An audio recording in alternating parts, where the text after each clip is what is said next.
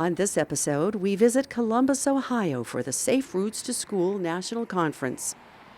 Then we learn about the Columbus Area Pedestrian Safety Committee. We talk with a city council member in Morgantown, West Virginia about walkability. Finally, we visit the Northern West Virginia Center for Independent Living. Stay tuned. We're in Columbus, Ohio, talking with Cassandra Cedro with the Safe Routes to School National Partnership. What is the partnership? At the National Partnership, we're a network of more than 800 organizations that advance bicycling and walking to school and in everyday life, as well as active schools and healthy communities overall. What's been going on here in Columbus the last 3 days? We have had advocates and champions from all over the nation that work in the Safe Routes to School space, talking to each other, learning from each other, meeting things, sharing ideas, and moving us forward. Basically, it was your national conference. Yeah. Yes. So, where'd the idea for Safe Routes to School come from? It's not the U.S. It actually came from overseas and was started. We just celebrated our 10th anniversary. But the idea of kids walking and biking to school is as old as we've known it. We've just created systems that get in the way. What are those systems? What are the obstacles for children walking to school? When I grew up, I thought that's what everybody did, but it doesn't seem that way anymore. It doesn't. We've got changed to a culture that really prioritizes cars. So we have the roadways are not safe. We have barriers of infrastructure. We have challenges with crime sometimes, although the perception of that is usually a lot higher than the actual reality of kids being safe in that element. And then sometimes it's the policies, and sometimes it's what's been put in place in the local community that doesn't quite make sense. And there's federal legislation that's had an impact on this. How'd that happen? So Deb Hubsmith, who was the founder of the National Partnership, was responsible for really spearheading the Safe Routes to School movement along with many, many other champions. But she worked with Congressman Oberstar to establish legislation that provided funding on an ongoing basis for Safe Routes to School through state departments of transportation. So we're fortunate to have a funding stream that actually helps schools make improvements, provide education and programs for students, and encouragement, as well as looking at enforcement in their space. How does that federal program work, getting out to the states and the localities? That's a lot of where we come in, because it tends to be or needs to be a local advocacy effort. Someone has to make a plan. Someone has to request that funding. And if there's not a very proactive Department of Transportation, sometimes they take care of it. But it's applying for national dollars to run programs. And so as the National Partnership, we're often in the middle trying to bring people together, trying to help people do applications, trying to secure more funding for the safe routes locally. How varied are the local safe routes efforts? I mean, is there sort of a typical one, or circumstances so much different in different places? It's, we had a great conversation with Attendee this morning about this. It's really, there's a template of what should exist, what establishes safety, what's good for kids, but it's an entirely customized approach, because you may have different parent support, you may have different school support, you may have different infrastructure, but that doesn't make it impossible. It just makes it a different conversation of assessing where you are. How's it going to benefit our children if we're successful and they do have a safe and comfortable way to walk to school? What we know from research about physical activity is if you learn it, if it's your way of life, it becomes your way of life as an adult. We learn how to move our bodies early on. We learn that we walk places. We learn that that's what we prefer, and our muscles get conditioned to that, and we operate more effectively that way. Safe Routes to School starts that with kids early, and it helps them meet the 60 minutes of physical activity that we all know that they need to thrive and learn. So you're just wrapping up this conference. You get to take a little break now, and then you get to work on what you do next. What's the future of Safe Routes to School? Anything new coming up that people should watch out for? I think what's most exciting for us is the work we've done in the last 3 or 4 years around equity. The Safe Routes to School movement was put out there, and systems were put in place, and now we get to go deeper into communities that really need it. We initially focused more, I think, on communities where they were driving, and so we wanted them to walk or bike. But there's many, many low-income communities where there's no choice, and where it's truly about making the circumstances of that walk to school or bike ride to school safe, and where the kids feel confident and secure in their own environment. And that's where we're really taking a deep dive and looking at where we can have an impact. We want to go to the communities that need it most and to work with them to do what they would like to see in their communities for the safety and health of their children. We're in Columbus, Ohio, talking with Jordan Whistler with MORPC. What does MORPC stand for? MORPC stands for the Mid-Ohio Regional Planning Commission. MORPC is the local MPO for the Columbus area and also serves as a coalition of local governments here within the Central Ohio region. And what is CAPS? CAPS is the Columbus Area Pedestrian Safety Committee. And who all is on that committee, and what do you do? So there's a number of individuals that serve on that committee, and they range from local representatives to state representatives to local concerned citizens, and we discuss issues within the Central Ohio area related to pedestrian safety and initiatives that we can partner on and collaborate on to improve the safety of walking and traversing the Central Ohio region. And that's not just limited to walking, it's also bicycling as well. CAPS is out of the Safe Communities program here in Franklin County, which involves a number of committees, CAPS being one of them. And what contribution is MORPC able to make to the CAPS committee? So every year, MORPC pulls together regional crash data analysis where we look at crash trends that we're seeing in the region, what some of those various contributing factors are, and that's not just limited to vehicular crashes, that includes pedestrian and bicycle, non-motorized crashes as well. So we try to identify some of those trends that we're seeing and really try to bring that back to an organization like CAPS. We're able to contribute in a significant way to that conversation of what can be done. So again, we're able to identify some of those trends. We're able to look where there may be opportunities for improvements and help develop and collaborate on projects that we feel will be able to increase the safety of pedestrians here in Central Ohio. And when you take a good look at pedestrian crash data in a city like Columbus, what sort of problems do you see? What are the solutions that you can be applied to those problems?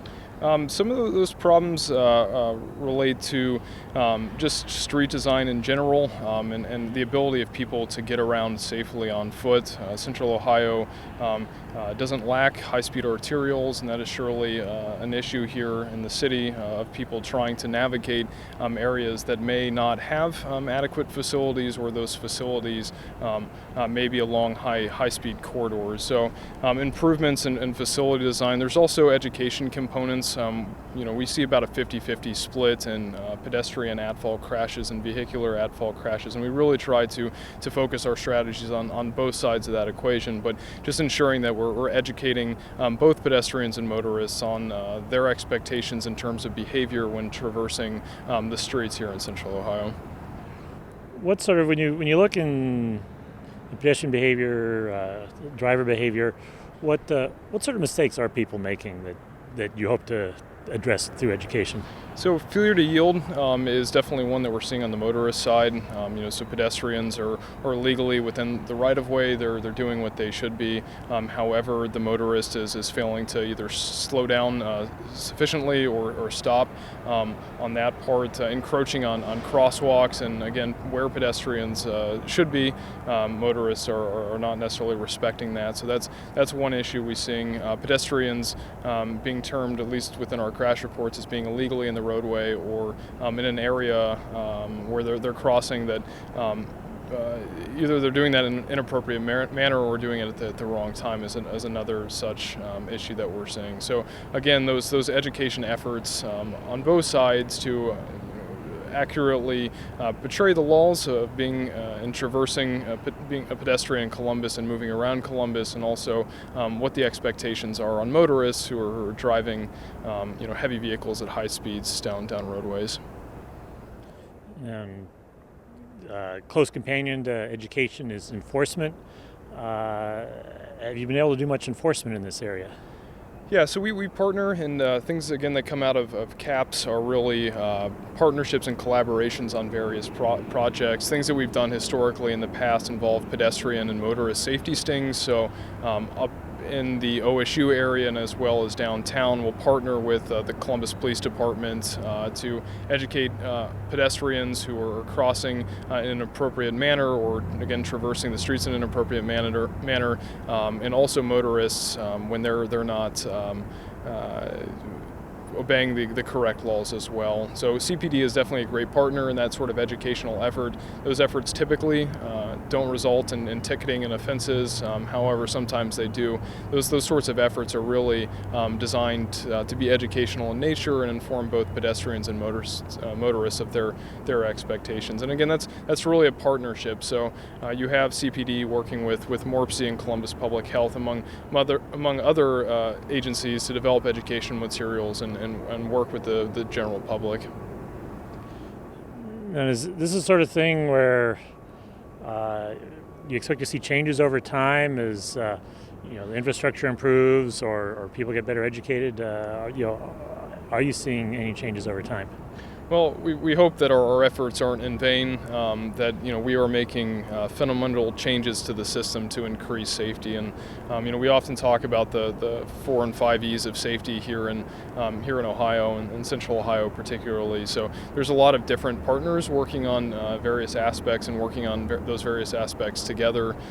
We don't believe that there's one silver bullet to this issue, that it's more systemic, that we really need to attack it on a lot of different fronts. So you see a lot of different projects occurring, not just here in Central Ohio that involve pedestrian safety, but also statewide. And there's, I believe, an increasing emphasis on trying to make not only this region safe, but the state and nation safe for pedestrians as well. We're talking with Jenny Saline with the Morgantown City Council. Why is walkability important to a place like Morgantown?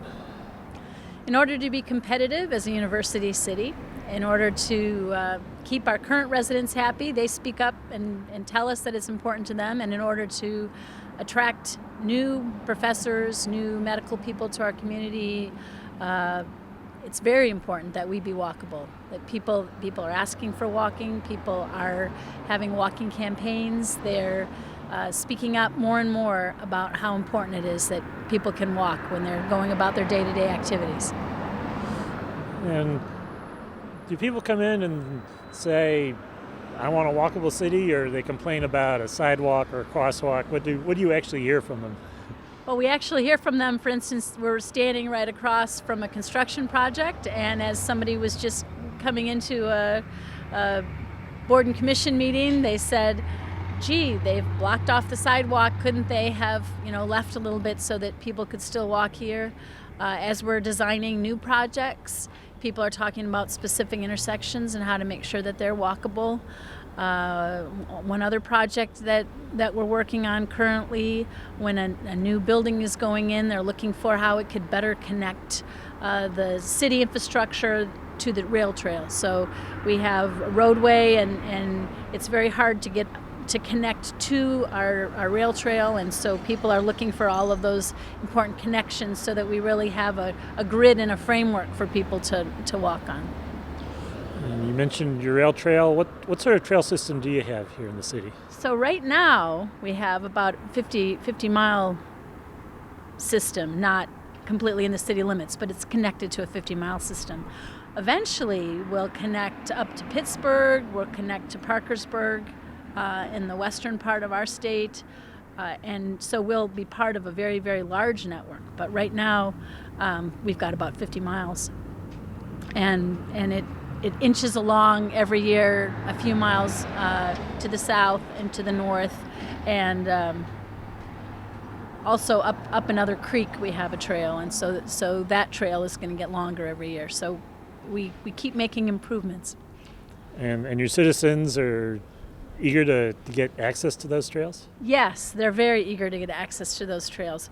We have an incredible number of 5K races, half-mile races. We have a Morgantown marathon that makes use of our city streets and a little bit on the trail, which is really neat. They made a point of, we have 7 wards in the city of Morgantown, and we have a Morgantown marathon that takes advantage of all of the 7 wards, which is very, very nice feature. It was new last year and will continue this year. And what sort of challenges do you have trying to get a sidewalk system into a city like this? We have challenges because we have topography. So we're in the small mountains, small eastern mountains. We're not in the Rocky Mountains, but we are not built on the flat. We're built onto a hillside, and so we have topographic challenges where sometimes we can only put a sidewalk on one side of the street because the other side of the street, is a sheer cliff. And so we definitely have challenges and just work very hard to overcome those. And do you find the other members of the city council, are they hearing the same thing from their constituents, that walkability is important? I think that pretty much all of us are neighborhood oriented, and all of us hear from people in each of our wards that walkability is important. I think that each council member has maybe a different perspective on how it is important relative to other issues, but I think we all hear uniformly that walkability is important in Morgantown. And what can you do as a city, and what do you have to rely on the state and the state DOT to accomplish? Well, some of our main arteries are along state routes. And so when we want to have a sidewalk in those kinds of areas, we need to work with our division of highways. And it's sometimes is a challenge because they have limited funding, and when they're looking at a city street, they're not looking at it quite in the same way. They're more looking at how are they going to move automobiles. We have applied to Division of Highways for money for sidewalks along some of these corridors, and it has been approved and installed. So we have had some nice successes with the Division of Highways, and we look forward to more successes. One thing that's happened the last couple years is we have an MPO that looks at regional transportation planning, and we've passed complete streets in the city of Morgantown, and so we've worked on some transportation corridors, and specifically corridors that go right through the center of our town, and trying to make sure that we're looking at it as a complete street. So of course that would include sidewalks and other walking infrastructure. And that's something that's newly being done the last couple of years. So we passed complete streets in the past, but we're really working now on implementing it right now on the ground, trying to get things through. The other thing that we've done is we've passed a safe streets, safe communities fee. So everyone in the city pays $3 every weekend. Everyone who works here pays $3 a weekend, and that is for improvements in the public right-of-way. And so that can include sidewalks and other improvements for walkability. So that will start going into effect this season and also next paving season. So we'll start working on, when we're paving a street, how we're going to make sure that the sidewalk gets included in that. And your other West Virginia cities also dealing with hills and mountains. Do you trade ideas with them? I mean, is there communication on, they've come up with a good way to handle some of those steep hillsides? There's definitely some communication. We have statewide groups that work together on some of these issues. We have one group, we have a high incidence of obesity in West Virginia, and so we've been working with a group called Try This, and they have a conference every year in June, and so they talk a lot about walkability and how to make sure that even if there can't be a sidewalk, that there be a shoulder on a road, or other ways that people can find some walking space. So just very practical concerns that we all have, and we definitely do share ideas. So if I were to come back in a decade and see, well, have they made progress in walkability, what would you like to be able to show me? Well, one issue that we have a lot of trucks that go through our downtown, and so we've been trying to work on some routes around for those trucks. And so I would love to be able to show you that more of the trucks that, we want trucks to be able to come into town that have business in town, but otherwise there are some routes around. And so we're trying to actually make some improvements to those corridors so that the trucks will route around. And so I'm hoping that you'll see some of that. I'm hoping that you'll see more ADA compliance so that people can cross at the intersections. I'm hoping that you'll see more repaired sidewalks. Also a few new sidewalks. We're in Morgantown, West Virginia, talking with Jan Derry, who's Executive Director of the Northern West Virginia Center for Independent Living. What is the center? The center is a community resource center for individuals with disabilities and the community in which we live. Our primary core services are individual and systemic advocacy, skills training, information referral, community competency building so that the community welcomes and values members with disabilities. Are there a lot of people with disabilities in West Virginia? It's hard to imagine, but believe it or not, yes, we are the largest number of people with disabilities per capita in the nation. What's it like for a pedestrian with disability trying to get around Morgantown? My honest opinion, it's life-threatening. The infrastructure does not accommodate the large volume of traffic that the university brings to this community.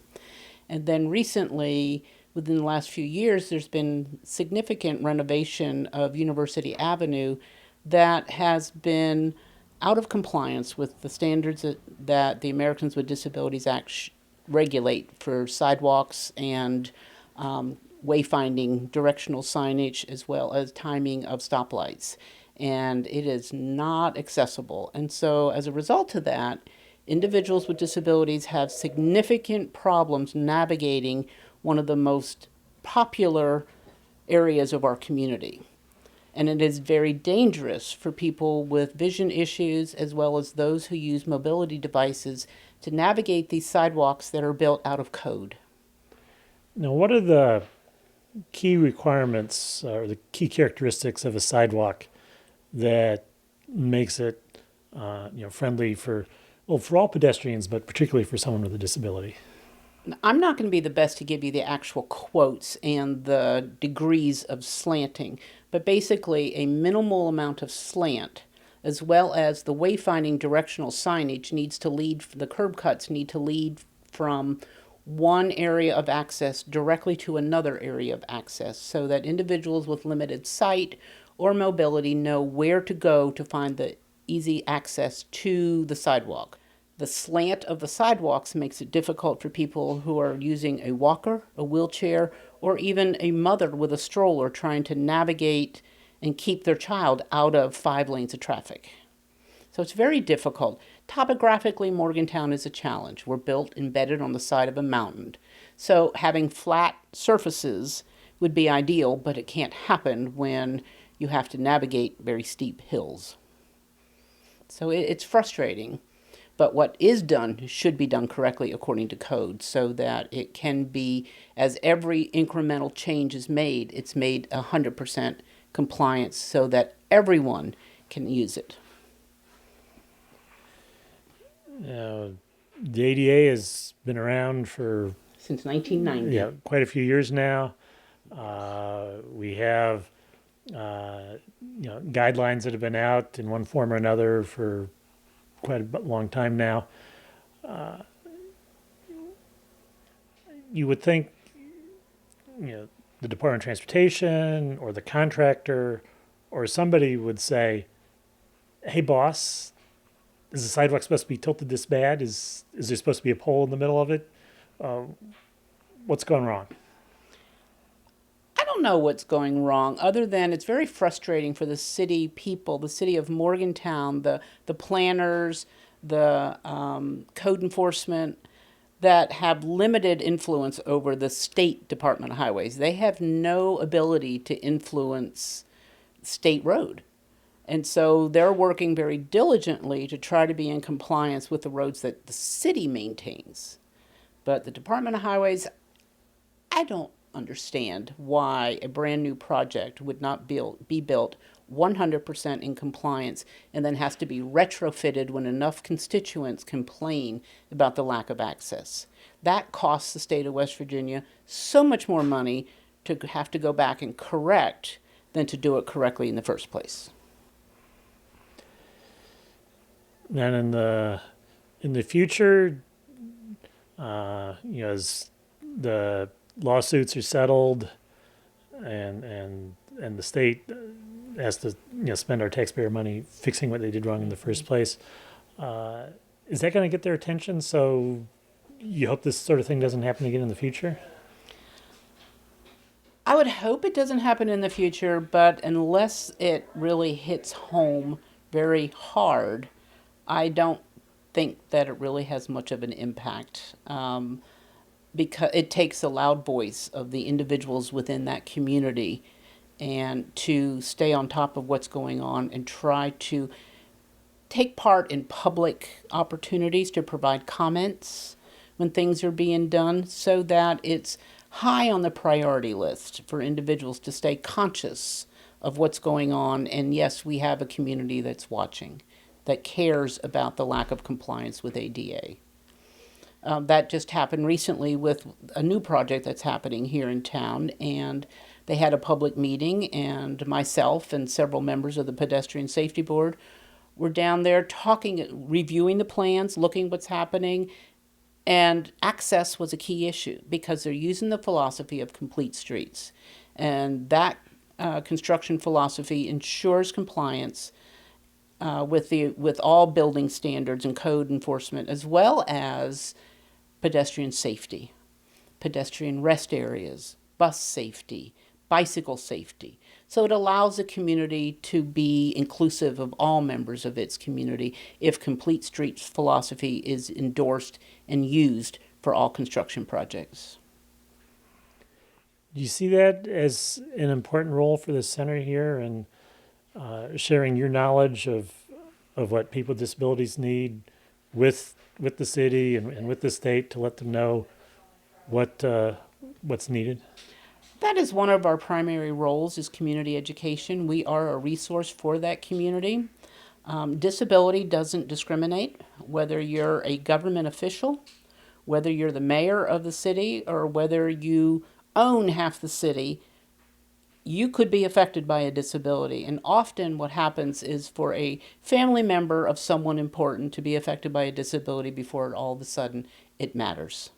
And when it affects you personally, it dramatically changes your respect for the law, the Americans with Disabilities Act, when you personally are now facing the barriers that improper construction has created.